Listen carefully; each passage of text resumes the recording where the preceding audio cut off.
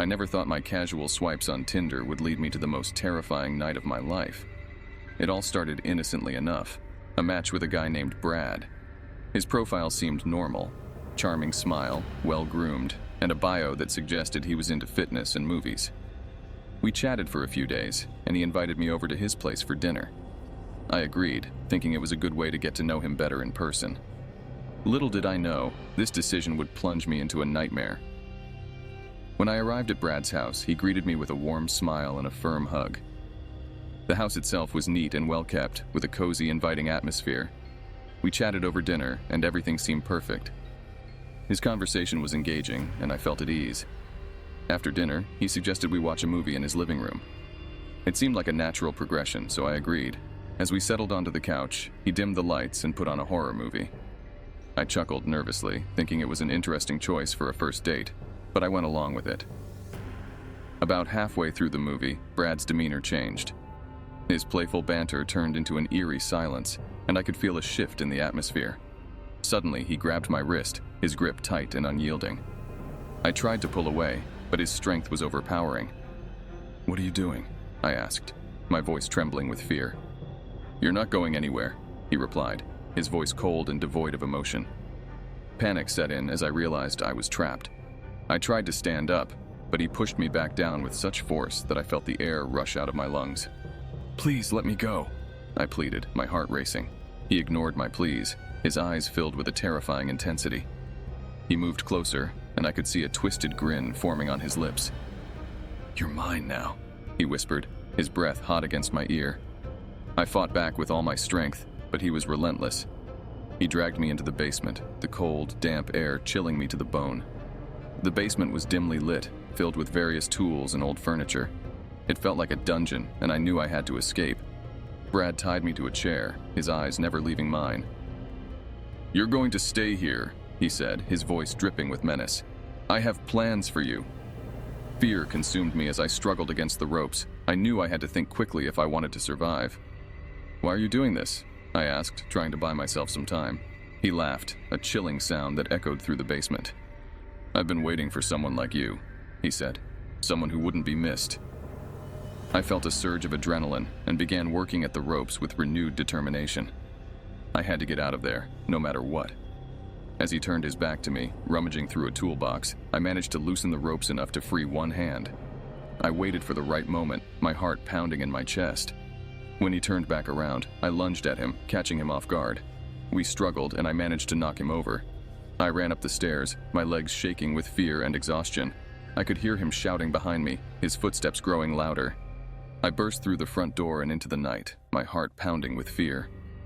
I didn't stop running until I reached a nearby Walmart, its bright lights offering a glimmer of hope.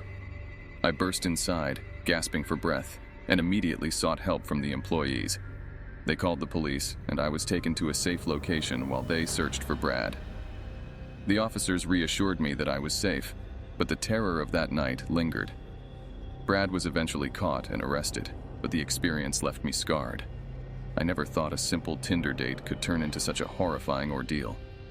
The memory of that night haunts me, a constant reminder of how easily trust can be shattered and how quickly a seemingly ordinary evening can spiral into a nightmare.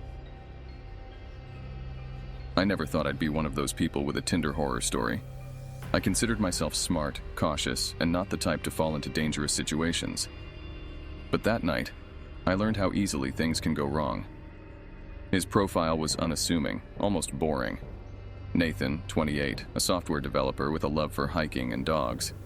His pictures showed him at various trails with a goofy golden retriever by his side. We chatted for a few days and he seemed nice enough. Polite, respectful, funny even. When he suggested we meet at his place for a home-cooked meal, I hesitated. But his reasoning seemed solid. He loved cooking, and it would be a more relaxed setting than a busy restaurant. Against my better judgment, I agreed. I arrived at his house, a neat little bungalow in a quiet neighborhood, just as the sun was setting. Nathan greeted me with a warm smile and a friendly hug. His dog, Max, wagged his tail enthusiastically. The house smelled amazing, garlic, herbs, and something roasting in the oven. My initial anxiety started to fade. "Can I get you something to drink?" he asked, leading me into the kitchen. "Sure, what do you have?" I replied, glancing around. The kitchen was spotless, with gleaming countertops and a meticulously arranged spice rack. "How about a glass of wine?" he suggested, already reaching for a bottle of red. "That sounds great," I said, taking a seat at the island. I watched as he poured 2 glasses, but something felt off. His movements seemed overly precise, almost rehearsed. He handed me a glass, and as I took it, I noticed a faint, unfamiliar smell. I couldn't place it, but it made me uneasy. "2 new friends," he toasted, raising his glass. I mirrored his action, but only pretended to sip. He took a long drink, eyes never leaving mine. "So, what's for dinner?" I asked, trying to keep the conversation light while my mind raced. "Roast chicken with garlic and rosemary, mashed potatoes and green beans," he replied smoothly, taking another sip of his wine. "It'll be ready in about 15 minutes. As we chatted, I pretended to drink my wine, discreetly pouring small amounts into a nearby potted plant when he wasn't looking. My gut told me something was very wrong, but I couldn't just bolt without confirming my suspicions. "Mind if I use your bathroom?" I asked, hoping to buy some time to think. "Of course, it's down the hall to the right," he said, his smile never faltering. In the bathroom, I locked the door and took a deep breath. My heart was pounding. I quickly texted my best friend, Lauren. "Something's wrong, at Nathan's, send help." I added my location and hit send. As I slipped my phone back into my purse, I heard a knock on the door. "Everything okay in there?" Nathan's voice was right outside, too close for comfort. "Yeah, just freshening up," I called back, trying to keep my voice steady. I flushed the toilet for good measure and washed my hands. When I opened the door, Nathan was standing right there, too close for comfort. "Dinner's ready," he said, his eyes dark and intense. "Let's eat." I forced a smile and followed him back to the kitchen. The table was set beautifully, the food arranged like a magazine spread. But my appetite was gone. As we sat down, he filled my plate with generous portions. "Eat up," he urged, watching me intently. I picked at my food, my mind racing. How could I get out of here safely? Then I heard it. The unmistakable sound of a car pulling into the driveway. Nathan's head snapped toward the window, his expression shifting from charming to menacing in an instant. "Expecting someone?" he asked, his voice low and threatening. I stood up, my chair scraping loudly against the floor. "Actually, yes. I texted my friend to come over. She's worried about me." Nathan's face contorted with anger. "You shouldn't have done that," he growled, advancing toward me. My heart was in my throat. I backed away, trying to keep the table between us. "Stay back," I warned, though my voice trembled. He lunged, grabbing my wrist in a painful grip. "You're not going anywhere," he hissed, dragging me toward the back door. Panic surged through me, and I fought back, kicking and screaming. Just then, the front door burst open. "Police! Let her go!" A uniformed officer stormed in, weapon drawn. Behind him, Lauren stood, her face pale with fear. Nathan released me, his expression shifting to shock and then defeat. The officer cuffed him, reading him his rights as Lauren rushed to my side, hugging me tightly. "You saved me," I whispered, tears streaming down my face. "I got your text and called the police," she said, her voice shaking. I was so scared. As the officers led Nathan away, I finally felt the full weight of what had almost happened. I had come dangerously close to becoming another statistic, another cautionary tale. But thanks to Lauren, I was safe. That night changed me. I learned to trust my instincts, to never ignore that gut feeling again. And most importantly, I learned the true value of a friend who would drop everything to save me. I had always been cautious about online dating, but after weeks of exchanging messages with Emily on Tinder, I felt a connection. She was captivating, witty, and had a smile that could light up a room. When she suggested we meet at her apartment for a drink, I was both nervous and excited. Little did I know this seemingly innocent date would become the most terrifying night of my life. Emily's apartment was in a well-kept complex on the edge of town. The building looked normal, but as soon as I stepped inside, a chill ran down my spine. The hallway was dimly lit, and the air felt heavy, almost oppressive. I shook off the unease, telling myself it was just first-date jitters. Emily greeted me at the door with that same radiant smile. She looked even more stunning in person, and her apartment was immaculately decorated. We sat on her couch, sipping wine and chatting. The conversation flowed effortlessly, and my initial nervousness began to fade. Then, she leaned in closer, her voice dropping to a whisper. "I have a confession," she said, her eyes locking onto mine. "I have a fetish. It might sound strange, but it's something that turns me on." Curiosity piqued, I asked her to elaborate. She explained that she enjoyed tying her partner up. My heart pounded in my chest. It wasn't something I had ever considered, but her seductive gaze made it hard to refuse. After a moment's hesitation, I agreed. She led me to her bedroom, where she produced a set of silk scarves. My pulse quickened as she tied my wrists to the bedposts. At first, it felt exhilarating, a thrilling departure from the ordinary. But as soon as she finished, her demeanor changed. The playful sparkle in her eyes vanished, replaced by a cold, calculating stare. Emily stood back, admiring her handiwork. "Now, the fun begins," she said, her voice devoid of warmth. She left the room and returned with a small, worn-out leather case. From it, she pulled out various instruments that looked like they belonged in a medieval torture chamber. Panic set in. I struggled against the bindings, but the knots were too tight. She approached the bed, holding a wickedly sharp knife. "Don't worry," she cooed. "I won't cut you, yet." She started with small, sadistic games, drawing the blade lightly across my skin, just enough to make me squirm. Her eyes gleamed with a twisted delight as she reveled in my fear. Hours passed, each one more excruciating than the last. The room was filled with my muffled screams and her maniacal laughter. Then she brought out a syringe filled with a dark, viscous liquid. "This will make things interesting," she said, injecting the substance into my arm. My vision blurred, and a wave of nausea washed over me. My senses dulled, and I felt my mind slipping away. Emily continued her torment, alternating between cruel taunts and physical pain. At some point, she brought out a bottle of vodka and started drinking heavily. The more she drank, the more reckless she became. Her movements grew sloppy, and her speech slurred. I realized this might be my only chance to escape. With every ounce of strength, I pulled at the scarves binding my wrists. The fabric bit into my skin, but I ignored the pain. Emily was now almost incoherent, stumbling around the room, muttering to herself. Finally, one of the knots loosened enough for me to free a hand. I quietly worked on the other knot, my heart pounding in my chest. Just as Emily collapsed into a drunken stupor, I managed to free myself completely. I crept towards the door, careful not to make a sound. My mind raced with thoughts of what she might do if she woke up and found me trying to escape.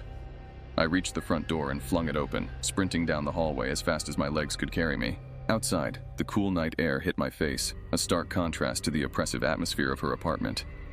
I didn't stop running until I reached my car. With shaking hands, I fumbled for my keys and drove away, not daring to look back. The next morning, I went to the police, but they found no trace of Emily or her apartment. It was as if she had vanished into thin air. The experience left me scarred, both physically and mentally. I deleted Tinder and swore off online dating for good. Every now and then, I still get chills thinking about that night, wondering what might have happened if I hadn't managed to escape. It all started on a Friday evening. I was swiping through Tinder, looking for a distraction after a long week at work. When I matched with Alex, a charming man with a warm smile and witty bio, I felt a spark of excitement. We chatted for a while and he suggested meeting up for dinner at a nice restaurant. Eager to unwind, I agreed. The restaurant was cozy and elegant, with dim lighting and soft jazz music playing in the background. Alex arrived punctually, looking even better in person. We had a great conversation over dinner, laughing and sharing stories. As the evening drew to a close, he offered me a ride home. Trusting him after our pleasant date, I accepted. As we drove, I noticed we weren't heading in the direction of my apartment. When I asked him about it, he smiled and said he wanted to show me something. Alarm bells rang in my mind, but I was already in his car, and it was too late to turn back. He drove to a secluded part of town, stopping in front of an old, nondescript apartment building. My heart pounded as he insisted I come inside, saying he had something special to show me. I hesitated, but felt too scared to refuse outright. Once inside, the atmosphere shifted dramatically. The apartment was dark, cluttered, and filled with an eerie silence. Alex's demeanor changed too. His charming smile vanished, replaced by a cold, calculating stare. I tried to make an excuse to leave, but he blocked my path and grabbed my arm tightly. "You're not going anywhere," he said, his voice devoid of the warmth it had earlier. Panic surged through me as I realized the danger I was in. Days passed in a blur of fear and desperation. He kept me locked in a small, windowless room with only a thin mattress on the floor. He would come in periodically, bringing me food and water, but his presence was always terrifying. He watched me with those cold eyes, as if studying a specimen. I tried to escape multiple times, but he was always one step ahead, catching me and dragging me back to the room. He would punish me, sometimes through starvation, other times through terrifying psychological games. He seemed to enjoy my fear, feeding off it. One night, when he seemed particularly drunk, I saw my chance. He had left the door slightly ajar, a mistake he never made when sober. Gathering all the courage I could muster, I tiptoed out of the room, praying he wouldn't wake up. I crept through the dark apartment, my heart pounding in my ears. The front door was locked, but I found a small window in the kitchen that was slightly open. It was a tight fit, but desperation gave me the strength to squeeze through. I fell onto the hard pavement outside, scraping my arms and legs, but I didn't care. I was free. I ran, not knowing where I was going, just wanting to put as much distance between myself and that apartment as possible. I eventually stumbled upon a 7-Eleven, its bright lights a beacon of hope. I rushed inside, collapsing near the entrance.